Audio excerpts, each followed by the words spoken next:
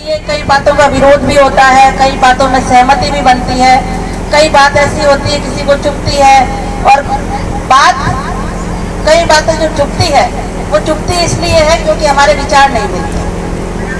विचार दो ही वजह से नहीं मिलते हैं कि या तो बोलने वाला गलत बोल रहा है और उसको हजार आदमी स्वीकार नहीं करते हैं, या फिर बोलने वाला बोल तो सही रहा है लेकिन चार आदमी स्वीकार नहीं करते हैं। इसका मतलब कि उनके आपस में ईगो टकराता है।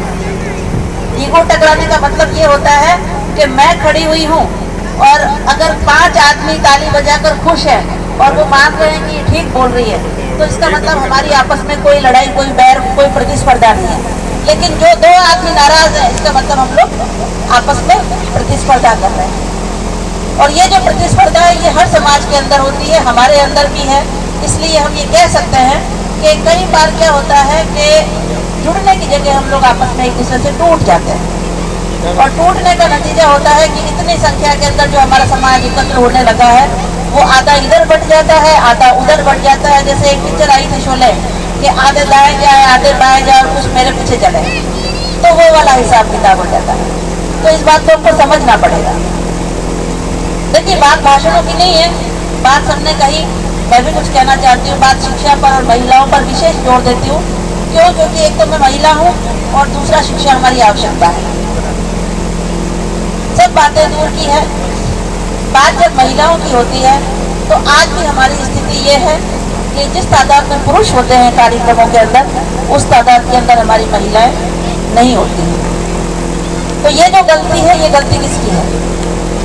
ये गलती हमारी है कि हमारे घर की महिलाओं को हम निकालते नहीं है बाहर, और जो निकालते भी हैं तो उनको साइड में घूंघट के अंदर बैठा देते हैं कि तुमको कुछ समझ में आ रहा है या नहीं आ रहा है, ये भी नहीं पूछते घर पर जाते हैं। मेरा ये मानना है कि जो आज मेरी बहनें यहाँ पर आई हैं, उनको आप जाकर पूछना कि आज इस मीटिंग में आप गए थे, तुमको कितनी बातें समझ में आई, तुमने क्या सीखा, क्या नहीं सीखा, तो बात में सार्थकता होगी। वरना मालूम पड़े कि एक औरत के साथ में उसके बच्चे की जिम्मेदारी दे दी कि चलो चलो मीटिंग के अंदर चलना है, तो वो तो बेचारी बच्चों के साथ में उलझी हुई है, वो करे क्या? तो ये जो जिम्मेदारी है, ये जिम्मेदारी हमारे समाज के पुरुषों की है कि वो महिलाओं को बराबरी से आगे लेकर आए। हम लोग बार बार पूछते हैं और कहते हैं कि साहब हमारे ST/SC की महिलाओं के साथ में अत्याचार होता है, जुल्म होता है, उनको लोग छेड़ देते हैं, उनके साथ बलात्कार होता है, वो घटनाएं घटित होती हैं जो कि अच्छी नहीं मानी जाती हैं। और उसके बाद में हम लोग रोड के ऊपर धरना प्रदर्शन करते हैं, हम लोग सरकारों से संघर्ष करते हैं और अपने ऊपर हुए अत्याचार के लिए न्याय मांगते हैं। तो मेरा ये मानना है कि ये जो कमजोर कड़ी है, ये कमजोर कड़ी हमारे घर से शुरू होती है।